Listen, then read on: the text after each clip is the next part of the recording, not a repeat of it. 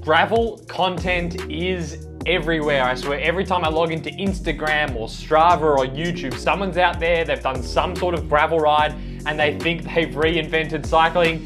Don't worry, I'm guilty of it myself. But gravel riding isn't all sunshine and rainbows, so I'm gonna go through my experience of gravel riding, give my pros and cons. A lot of these things are context dependent, depending on where you live. This is for me, living in a city, and probably applicable for most people who live in a metropolitan area. Pro of gravel riding is to not have to worry about traffic. As someone who lives in Sydney, Australia, being able to go for a ride and not worry about traffic lights, cars coming up behind you, stop signs, constantly turning, bike paths, roads. Being able to just go on an open road, not worry about cars, and just relax and enjoy a ride is a massive pro for a gravel ride. Con of a gravel ride is the high chance of a flat tire or some sort of mechanical. You've got sticks on the ground, rocks, stones. There's just a lot of things that can go wrong with your bike when you're on a gravel ride. So if you're well equipped to deal with that, that's okay, but there's just a chance that you're gonna be spending 10, 15 minutes on the side of the road fixing some sort of mechanical. Even more so if you're doing a group gravel ride where there's like 5 or 6 different people, that's just 5 or 6 times more likely that there's gonna be some sort of mechanical incident compared to the road where things are less likely to go wrong. And if they do, it's usually just a flat tire, which you can fix pretty easily. Out on the gravel roads, varying terrain, there's just a high chance of things going wrong, which for me, I find quite annoying. Pro of a gravel ride is some amazing scenery. You're gonna go to places that you can't go on a road bike. Generally, these areas are less built up, there's less stuff going around, so you really feel like you're in nature, and you're gonna see some, I hate, the word is a little bit cringe, but like vistas, like you're riding along and you're just seeing, especially like the gravel ride I did down in Berriedale for Drops and Hoods, like some amazing rolling hills, open terrain, just really stunning places to ride your bike. Yes, you get great scenery, but a con would be that you're more likely to have to stop throughout a gravel ride. Like if you go look at most people's gravel rides on Strava, they're stopping constantly, whether it's a river crossing or there's a tree fallen or someone gets a mechanical. There's just a whole heap of things that can come up along the route of a gravel ride that will mean you have to stop. That's part of the adventure. That maybe could be seen as fun and just relaxing and do it at your own pace. But for me, constantly stopping on a ride all the time is kind of annoying. So I will put that in the con basket. Pro for a gravel ride is that it can be really good for your bike handling skills. Learning how to handle your bike in sand, in mud, on loose surfaces, on loose descents, up steep climbs that have loose surfaces. All that stuff is really good for your bike handling skills. So if you go for even just a couple of gravel rides, you learn really quickly on gravel. And I found even that ride I did down for Drops and Hoods, I really felt like my skills improved a lot over the course of, we're only riding for about 2 hours. So in terms of bike handling, as someone who doesn't really ride off-road very often, going and doing gravel rides is good for my general bike handling skills.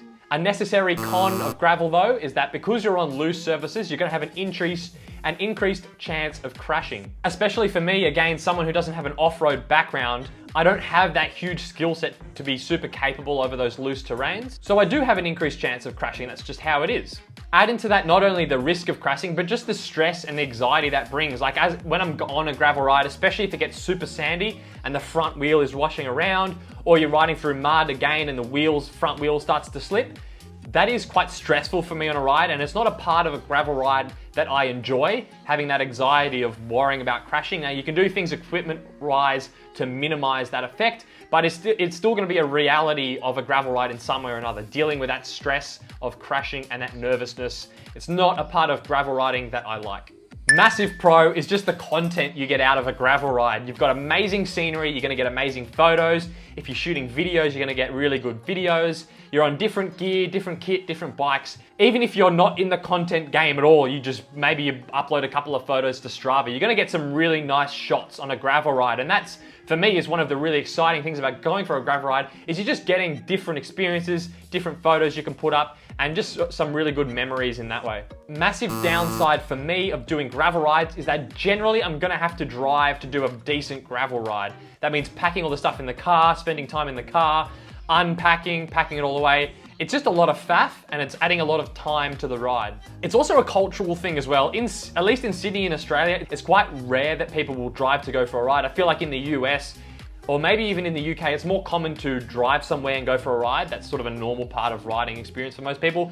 For me though, in Australia, it's very rare that I'll drive to go for a ride. I don't like doing it, it just wastes more time. So for me, that is a necessary con of going for a gravel ride. Massive pro of a gravel ride, especially if you're doing it in a group, is the bonding that you get. That real sense of adventure, you've gone somewhere different, you've done something really hard physically, mentally, you've seen some amazing things. That bonding experience that you're gonna get with the people that you're riding with is something that is harder to get on the road, and it's a really valuable experience. Con of gravel riding is that it's generally not as good training in my experience. Bang for your buck wise, it's easy just to get on the road, go out and do a session. You can stay on the pedals more often. There's not as much stopping generally.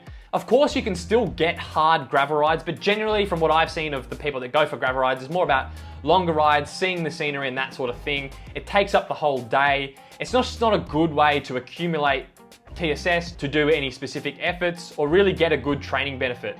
The other side note on this is that yes, you can do a gravel ride and be extremely sore. Like your body, you can get off the gravel bike and you are shagged. Your upper body's sore, your calves are sore, your ass hurts. But generally training stress score wise, in terms of the potential for fitness gains, it's probably not going to be that high because a lot of other things that add stress and add fatigue throughout the gravel ride, that's not necessarily contributing to a fitness gain.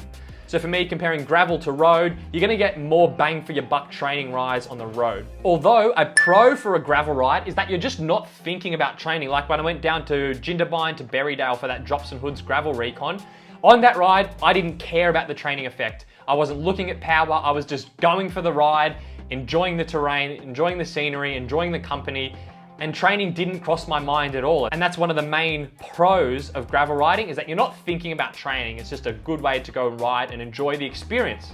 So even though the training side is a con, not training is also a pro depending on which way you look at it. Con of a gravel ride is that you're gonna have less access to facilities. You're out in the wilderness, there's gonna be less petrol stations, less places to stop, to refill your bottles, to get food, things like that. So you have to be more self-sufficient. A lot of people will say this isn't a con, you just deal with it and bring what you need. Yes, but on a road ride where you have access to stops where you need them, it's quite convenient. The gravel rides don't have that, so I would put that in the con basket for a gravel ride. It's something you need to factor in if you're doing these longer gravel rides, that you have every potential thing you're gonna need with you, carrying in your kit or on your bike. Other con of gravel riding is that a proper gravel setup is expensive. You're gonna need a proper gravel bike. You're then gonna probably need mountain bike shoes, different pedals, different kit generally you wanna invest in. You've then got things to mitigate your mechanicals. So maybe you're carrying a spare tire, spare tubes, sealant, plugs. There's just a lot of different bits you need if you're gonna go for a proper gravel ride that you simply don't need when you're going for a road ride. So not only is it inconvenient to have to get all that stuff, it also costs money. So a con of gravel riding is it's a whole nother set of stuff you're gonna need. So that's it, that's my pros and cons. But where do I sit personally in terms of gravel rides at the moment? For me, I really love gravel rides, but something I try not to do too often just because of the pain of driving, packing things away, getting organized. I do find that annoying. So I try and save the gravel rides, go and do a proper gravel ride where you're traveling somewhere new with really great gravel roads. And there we go, that's it for this video. Hope that brought some balance to the whole gravel hype and you got something out of it. Thanks for watching this video, guys. Catch you in the next one.